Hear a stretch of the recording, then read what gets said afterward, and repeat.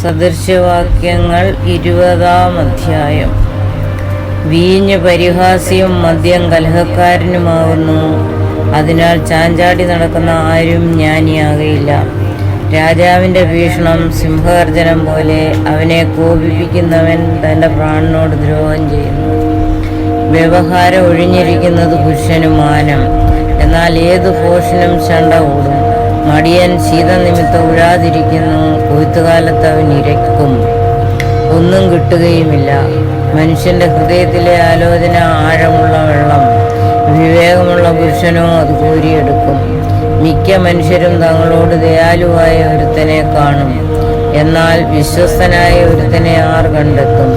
പരമാർത്ഥതയിൽ നടക്കുന്നവൻ നീതിമാൻ. അവൻ്റെ ശേഷം അവൻ്റെ മക്കളും ഭാഗ്യവാന്മാർ. ന്യായാസനത്തിലിരിക്കുന്ന രാജാവ് തൻ്റെ കണ്ണുകൊണ്ട് സകല ദോഷത്തെയും പേറ്റിക്കളയുന്നു. ഞാൻ എൻ്റെ ഹൃദയത്തെ ശുദ്ധീകരിച്ചു, പാപം ഒഴിഞ്ഞു നിർമ്മലനായിരിക്കുന്നുവെന്ന് ആർക്ക് പറയാം? 2 തരം തൂക്കവും 2 തരം അളവും രണ്ടും ഒരുപോലെ യഹോവയ്ക്ക് വെറുപ്പ്. ബാല്യത്തിലെ ക്രിയകളാൽ തന്നെ ഒരുത്തൻ്റെ പ്രവൃത്തി വെടുപ്പും നേരുള്ളതുമാകുമോ എന്നറിയാം. കേൾക്കുന്ന ചെവി, കാണുന്ന കണ്ണ്, ഇവ രണ്ടും യഹോവയുണ്ടാക്കി. ദരിദ്രനാകാതിരിക്കേണ്ടതിന് നിദ്രാപ്രിയനാകരുത്. നീ കണ്ണു തുറക്ക, നിനക്ക് വേണ്ടുവോളം ആഹാരമുണ്ടാകും. വിലയ്ക്ക് വാങ്ങുന്നവൻ ചീത്ത ചീത്ത എന്ന് പറയുന്നു. വാങ്ങി തൻ്റെ വഴിക്ക് പോകുമ്പോഴോ അവൻ പ്രശംസിക്കുന്നു. പൊന്നും അനവധി മുത്തുകളും ഉണ്ടല്ലോ. പരിജ്ഞാനമുള്ള അധരങ്ങളോ വിലയേറിയ ആഭരണം. അന്യനു വേണ്ടി ജാമ്യം നിൽക്കുന്നവൻ്റെ വസ്ത്രം എടുത്തുകൊള്ളുക. അന്യജാതക്കാരനു വേണ്ടി ഉത്തരവാദിയാകുന്നവനോട് പണയം വാങ്ങുക. വ്യാജത്താൽ നേടിയ ആഹാരം മനുഷ്യന് മധുരം, പിന്നത്തേതിലോ അവൻ്റെ വായിൽ ചരൽ നിറയും.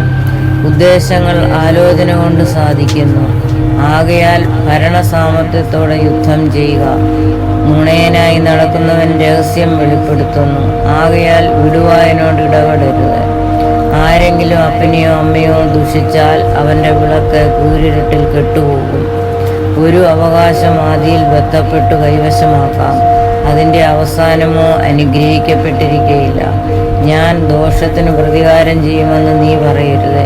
യഹോവയെ കാത്തിരിക്ക, അവൻ നിന്നെ രക്ഷിക്കും.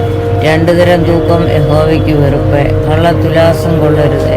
മനുഷ്യൻ്റെ ഗതികൾ യഹോവയാൽ നിർമ്മിക്കപ്പെടുന്നു. പിന്നെ മനുഷ്യന് നിന്റെ വഴി എങ്ങനെ ഗ്രഹിക്കാം? ഇത് നിവേദിതമെന്ന് തത്രപ്പെട്ടു നേരുന്നതും നേർന്ന ശേഷം നിരൂപിക്കുന്നതും മനുഷ്യനൊരു കെണി. ജ്ഞാനമുള്ള രാജാവ് ദുഷ്ടന്മാരെ പേറ്റിക്കളയുന്നു.